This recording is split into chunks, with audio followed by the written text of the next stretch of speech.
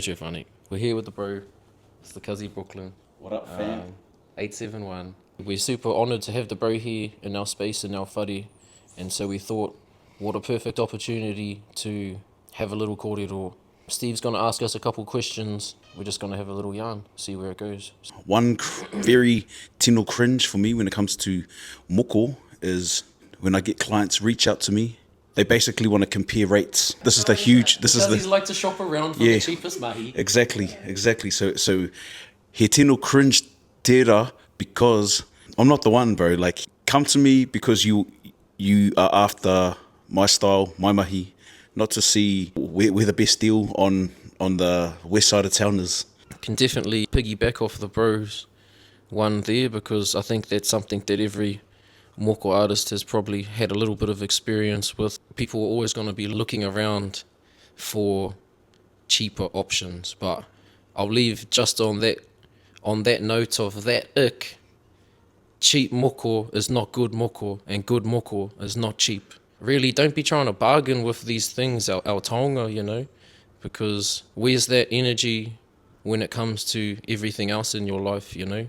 You're not bargaining the price of your car, you're not bargaining the price of your petrol, you're not bargaining the price of your school fees, you know, all sorts. So why are we bargaining the price of our taonga?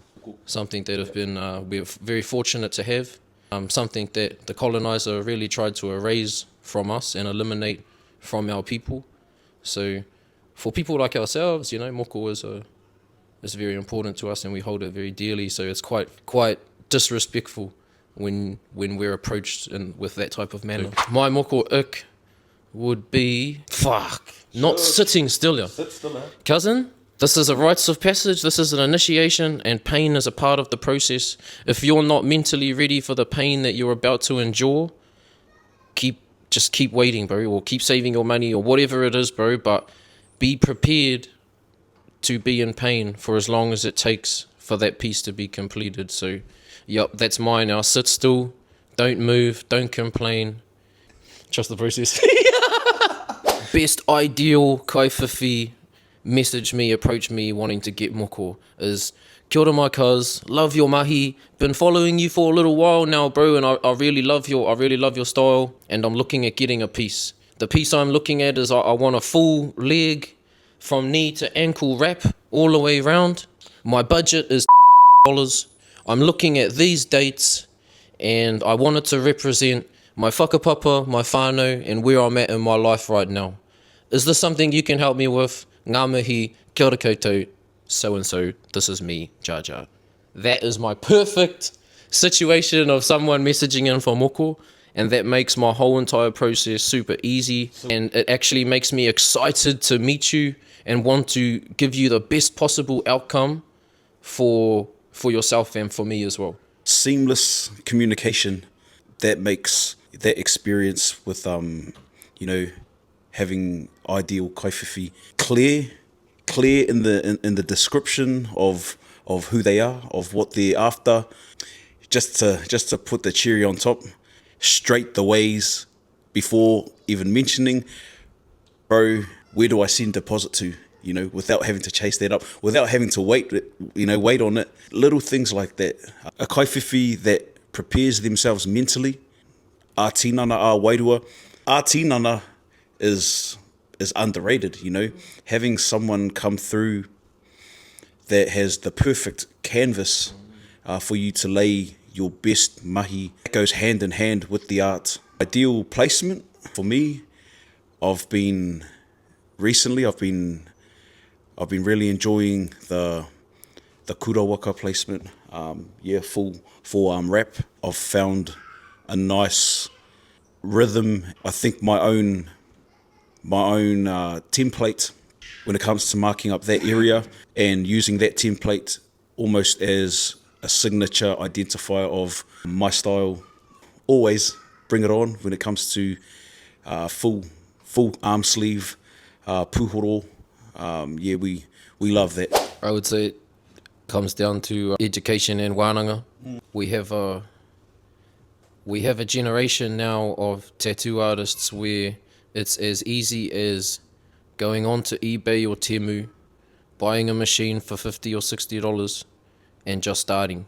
Whereas go back 30 years ago, you had to actually go and sit with a tattoo artist, learn how to build machines, learn the tikanga of patterns, or actually go out and find the tikanga of patterns and things, because that's how fresh we are with moko. Realistically, it comes down to education and more wānanga between artists and educating your kaiwhawhi when they're on the table. It's up to the artists to be doing this mahi and to be educating our people along the way. It's not really a one-man thing, it's more of a collective thing as moko artists.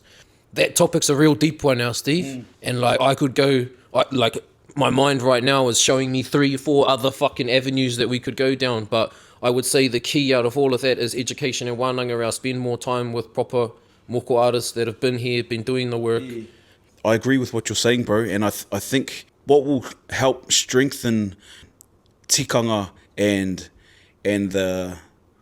overall appreciation for the mahi we do is for moko artists, for us to come together and hold that line, and essentially hold those same standards together. Because if we hold that line, if we hold that line together, then there's no easy way in, and the only way in would be considered a worthy pathway into the space. So things will be ticked off accordingly, and the tikanga and kawa behind our practices will be much more appreciated, and we wouldn't get these moko icks. If you like the mahi, if the mahi that you see is something that speaks to you, that draws you to want to wear that artist's mahi, firstly, that's number one. Another is how that artist approaches their mahi, seeing how they treat others. Referrals. If a whānau member has been to their artist, if a friend has been to their artist, getting feedback from them about how the process went for them, or even just better yet, asking the artists what is their process, how do they approach their consultation, their wānanga. Knowing yourself, doing your own rangahau will reflect that artist's response as well. So doing your mahi, knowing what your whakapapa is, that's a major one. A lot of our kaiwhawhi come through and there's a few steps missed. That doesn't automatically cancel you out. It just shows the artist where they're at. But by doing that mahi yourself, it will allow for that artist to be able to help you through in that process. What do you reckon, bro? See, I wouldn't even say a scenario if I was looking for a moko artist. I wouldn't necessarily message them and ask them a list of questions, like interrogate them. But my first point of interest would be like, yep, they've shown interest in my mahi. So genuinely, you like my mahi. Like, so if I started following you, I'm like, yeah, sweet, I like your mahi, it looks cool. Doesn't mean I'm going to book in with you, But say I see your mahi over the last, over a year period or something, start to see you, consistency, lines getting better, whatever. I see that you've been going to a few different wānanga. I see that you're associated with these people. So it's just like, that's a big one. If I see that you're obviously friends with, or you're hanging around, or you're doing wānanga with some of the OGs, I'd be looking for experience. Yep. So if I came across a page, I like their mahi, I'd be looking for experience. How long they've been tattooing. Second thing, where did they learn?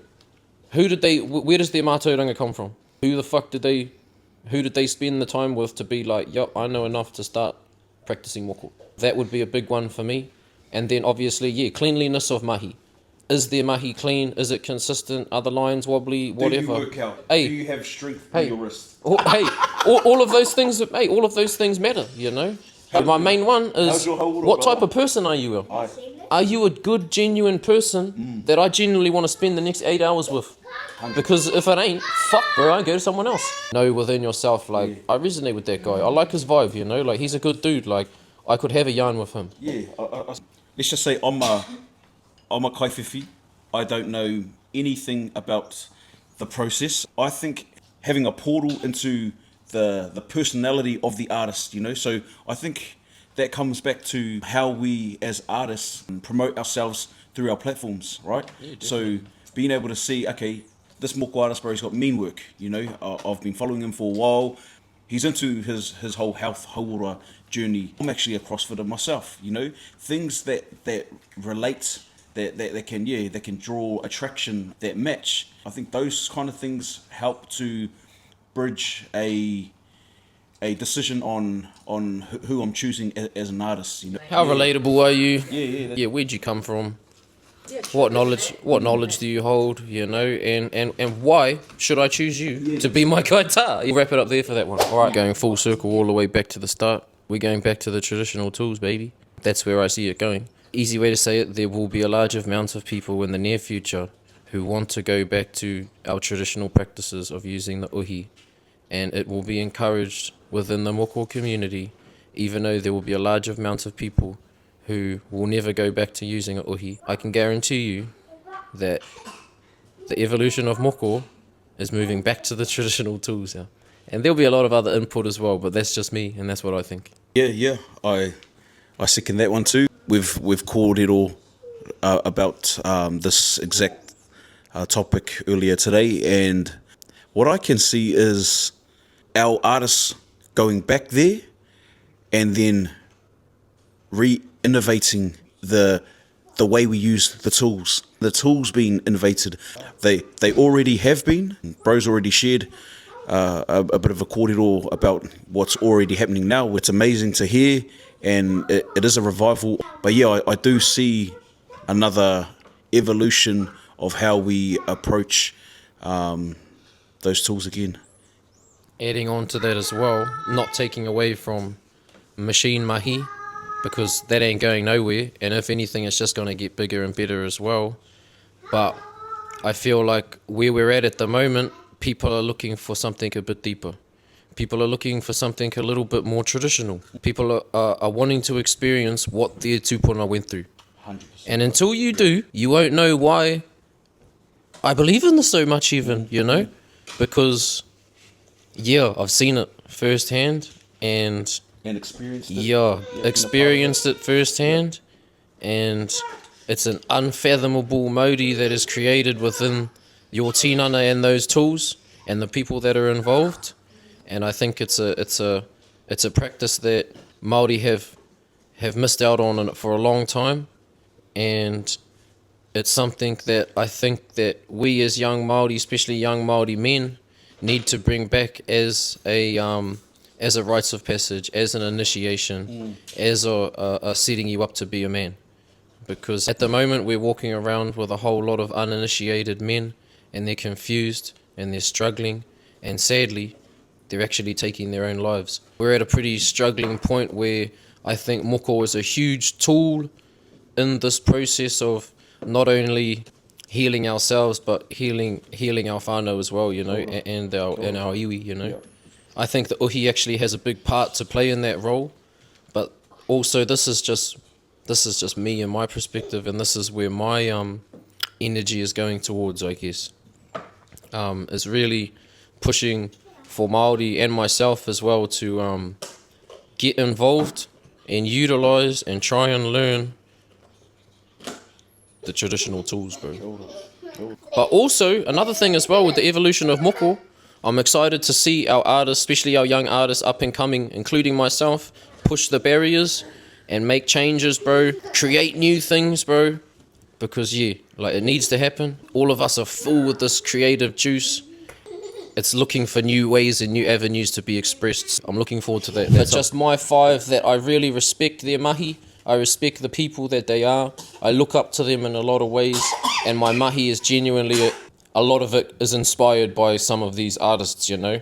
Number 1 would definitely have to be OG, Turumaki Nduli. He's always been the biggest inspiration to me. Cleanest lines, best man, you know, and just all round genuine, bro. Oh, bro, totally. You know, proper tohunga moko in my eyes when it comes to moko. So, number 1 in all aspects of my life when it comes to moko is always going to be 2. Number 2 is Mark Korpua, mainly because One, I feel like his knowledge and pūrākau is, bro, like something else. I look at him as a proper gift to Te Ao Māori, like with his knowledge and the amount of people that he's helped, especially when it comes to moko over the years.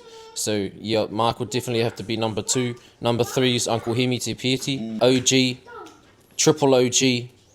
You know, probably another person that I've always looked up to in this game when it comes to moko, someone who I felt like held this taonga at the highest regards. Yeah. Like he is the living, breathing epitome of moko. And so yeah, for him, and another reason is because he's the OG out here with the uhi, bro. Like he's out here really making waves with the uhi. So yeah, number 3 be the bro. Number 4, straight off the bat, first person that came to my mind is Lance Ngata. Cool. Yeah, his mahi's just unreal, bro. Second to none. Yeah, zero words for the bro's mahi. Yeah. To be honest, bro, I got to chuck in Heeds, eh? Like, I got to chuck in Heeds as the number 5, bro, because I respect him and the native crew and what they've done. I've watched him from fucking a young teenager, bro, come up, or, you know, like just following Gordon everywhere, doing everything with Gordon, and then just seeing his mahi to come to what it is today and what he's built with his whānau and his crew. It's actually inspiring, bro, and then just, yeah, the level and quality of mahi as well is just second to none, bro. So that's definitely my top 5. And that's not really, I guess it is, it's not really in order, but those are the people that I'm like, when I see their mahi, I have to respect it with everything I got. And honestly, fuck, there's so many more now that I'm sitting here thinking of it, but those are the first 5 that came to mind for me. Top 5. Top 5 is hard. Top 5 is hard. And just going off your top 5, that could easily be my top 5. But yeah, obviously, like for me, same reason as you, bro. Just coming up under my old man. Yep, got to put him in there. Inspired. Name his name. Yeah. Tuta Tuheke, Mokomania. Shout out to you, Paps. Inspired a whole generation in the styles that you helped create. Grateful. I'm gonna put 2 up there as well. Turumaki Naduli. Yeah, absolutely flawless. But the attention to tikanga, the attention to upholding the ways of old. Yeah, second to none. I'll go Gordon. That's just so that the picker that comes under him starts from him. Yep. Yeah, that's an acknowledgement to his to his lineage of amazing, talented artists. Every single one of them. So yeah, shout out to you, bro. I'll call you Unks. Shout out to you, Unks. Lance Ngata. Beautiful mahi. Aesthetically pleasing and a dedication to pūhoro, especially a dedication to pūhoro.